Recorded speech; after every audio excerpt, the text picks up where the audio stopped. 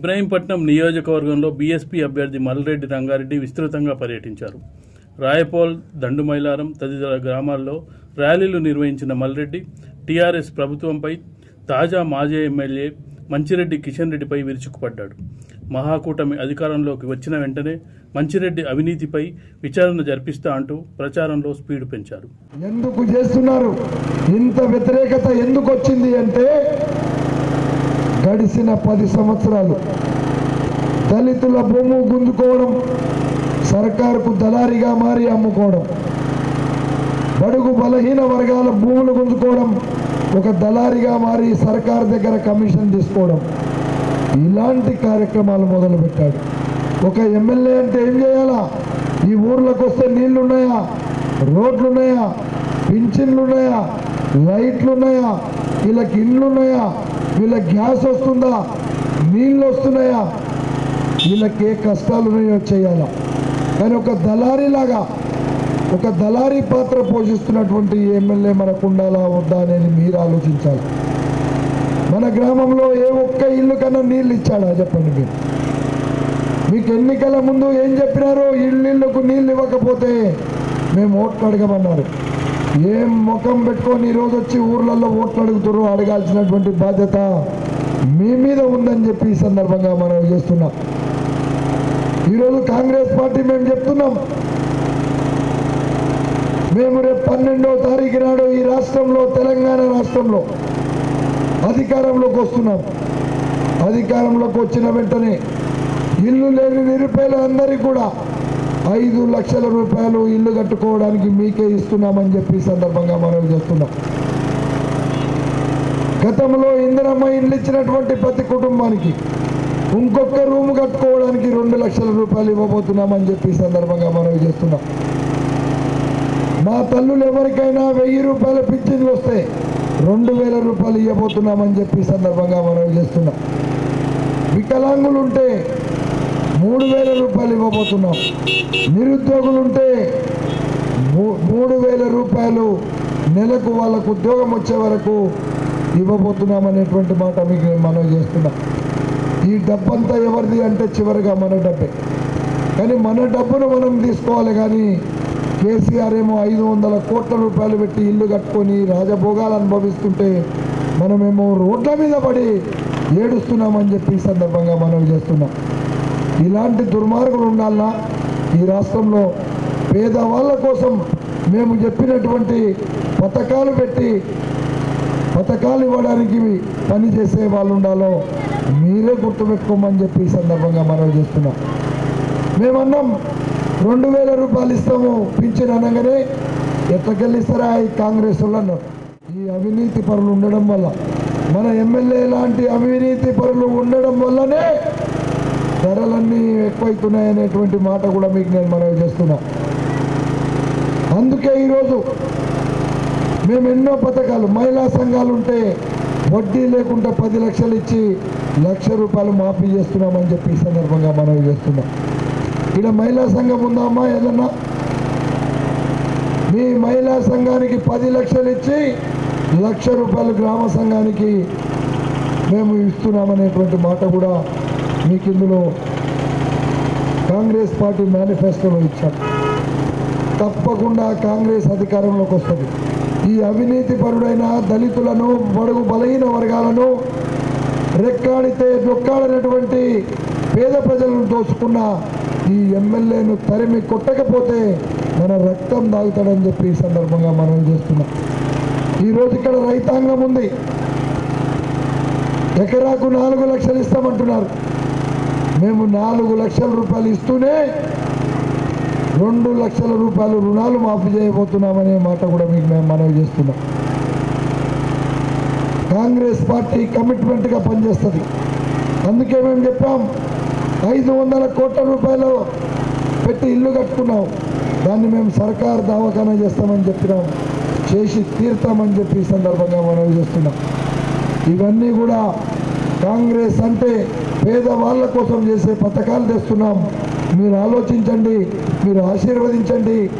ఈ ప్రాంతంలో ఉండేటువంటి ఎవడో ఒక్కడు వెళ్తాడు టీఆర్ఎస్ నాయకుడు, ఆడకెళ్ళో 1 కోటి రూపాయలు తెచ్చుకుంటాడు, ఓట్లు వేపిస్తుంటాడు. మీకు పప్పు బెల్లం ఇచ్చినట్టు ఇంతో 5-10 ఇచ్చి ఇవి మాకు ఓటే ఇవ్వమంటారు. ఆ 5-10 కాదు, నువ్వు తెచ్చుకున్న ₹1 కోటి మాకు ఈ ఓటేస్తామని చెప్పి ఏనుగు గుర్తుకు ఓటేయాల్సినటువంటి బాధ్యత మీ మీద ఉందని చెప్పి ఈ సందర్భంగా మనవి చేస్తున్నాం. దాచుకున్న డబ్బంతా పంచి మిమ్మల్ని కొని ఓట్లు వేయించుకోవాలనేటువంటి విర్రవీగుడుతనం వాళ్ళకుంది.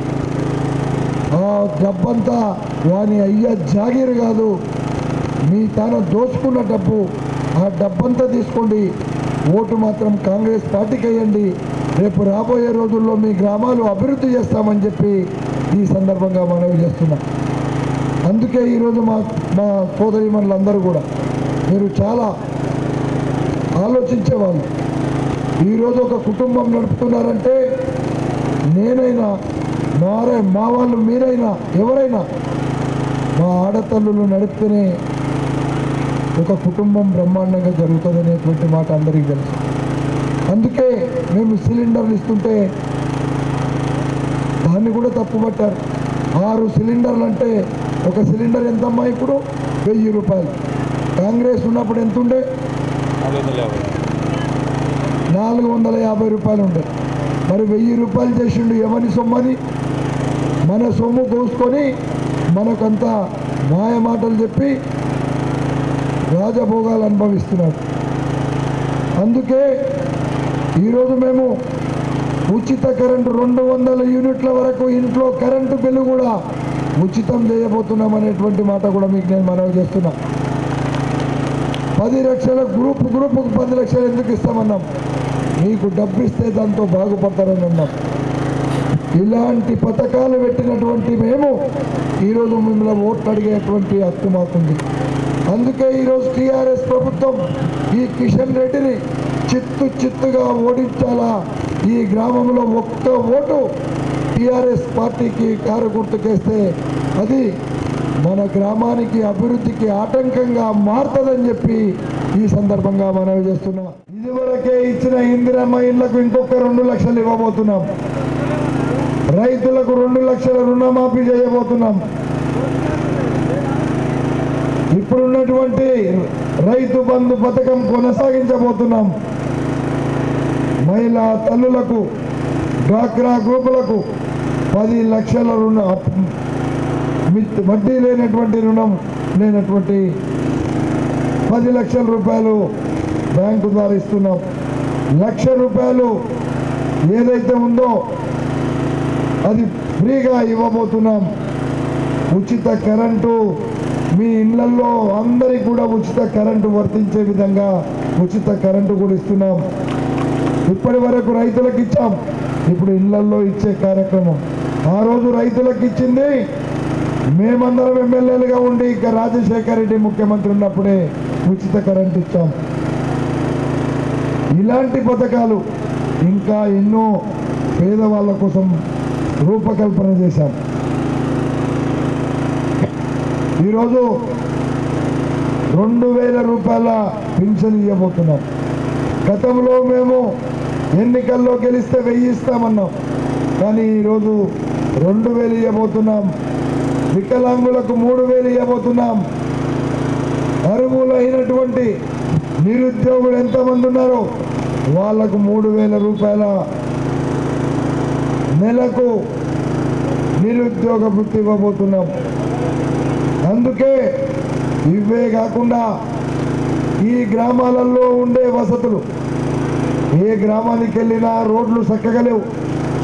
ఇంటింటికి నీళ్ళు ఇస్తామన్నటువంటి మనుషులు ఇంటింటికి నల్లా ఇవ్వకపోతే ఓట్లు అడగమన్న మనుషులు, మా ఆడపడుచులు, మా ఆడబిడ్డలు రోడ్డు మీదికి బిందె పట్టుకోవాల్సిన పని లేదు, ఇంట్లో నల్లా ఇస్తేనే నీళ్ళు వస్తాయన్న మనుషులు కేవలం పైప్ లైన్ వేసి కమిషన్లు తీసుకొని ఇప్పుడు ఓట్లు కొనుక్కోవాలని చూస్తున్నారని చెప్పి ఈ సందర్భంగా మనవి చేస్తున్నాం. ఇవన్నిటికీ ఒకటే సమాధానం, ఇక్కడ చాతగాని దద్దమ్మ ఎమ్మెల్యే ఉన్నాడు కాబట్టే ఇవన్నీ మీకు ఏమి రావడం లేదనేటువంటి మాట కూడా మీకు నేను మనవి చేస్తున్నా. అందుకే ఈరోజు ఏ గ్రామానికి వచ్చే ముఖం లేదు, వస్తే పోలీసులను అడ్డం పెట్టుకొని వస్తున్నాడు. నాకు ఈరోజు ఒక్క పోలీసు అన్న మా దగ్గరికి వచ్చినారా? మీరు ప్రేమానురాగాలతో మమ్మల్ని ఆహ్వానించారు. మీరు ఆలోచించండి. చాలామంది తల్లులు మీకు కూడా తెలుస్తుంది. నేను 4 రోజులు అయింది, 4 రోజుల నుంచి గ్రామాలు తిరుగుతుంటే ఏ గ్రామానికి వెళ్ళినా మీరు జెండాలు పట్టుకొని దండాలు పెట్టుకొని ఓట్లు తెచ్చుకుంటే తెచ్చుకోండి, ఓట్లు మాత్రం మల్రెడ్డి రంగారెడ్డిని గెలిపించుకుంటాం, ఈ ప్రాంతాన్ని అభివృద్ధి చేసుకుంటాం అనేటువంటి నినాదంతో ప్రతి గ్రామంలో చెప్తున్నారనేటువంటి మాట మీకు ఈ సందర్భంగా మనవి చేస్తున్నా. అంటే 10 సంవత్సరాలు ఎన్ని పాపాలు చేస్తే ఇంత కసి ఈ ఇబ్రాహీంపట్నం ప్రజలకు పెరిగిందో అర్థమైపోయింది. చాలా మాటలు చెప్తున్నారు వాళ్ళు, చాలా అరిచేతిలో వైకుంఠం చూపిస్తున్నారు.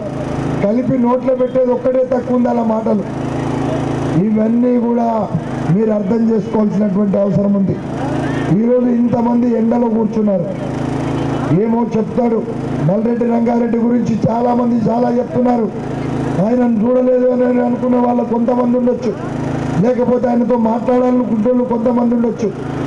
కానీ మల్రెడ్డి రంగారెడ్డి ఎక్కడున్నా పేదవాళ్ళ గుండెల్లోనే ఉంటాడు అనేటువంటి విషయాన్ని మీకు నేను మనవి చేస్తున్నా. నా ఆలోచన అంతా ఒక్కటే. నా నియోజకవర్గం ఓట్లు వేసిన ప్రజలకు 10 లక్షల ఓట్లున్న నియోజకవర్గంలో 15 ఎమ్మెల్యే ఉన్నాయి. అవి 4 నియోజకవర్గాలైనా ఇలా, అందులో ఒకటి ఇబ్రాహీంపట్నం. నేను ఇబ్రాహీంపట్నాన్ని ఎన్నుకున్నది కూడా అందుకే. హైదరాబాద్ నగర ప్రజలకు సేవ చేసి నా పేరు తెచ్చుకున్నా. కానీ పేదరికం ఉన్నటువంటి ఇబ్రాహీంపట్నం హైదరాబాద్కు 25 కిలోమీటర్ల దూరంలో ఉండి కనీస వసతులు లేవు, మంచి నీళ్లు లేవు, గ్రామాలలో మోరీలు లేవు, గ్రామాలలో కనీసం బతకడానికి ఉండడానికి సౌకర్యాలు లేవు.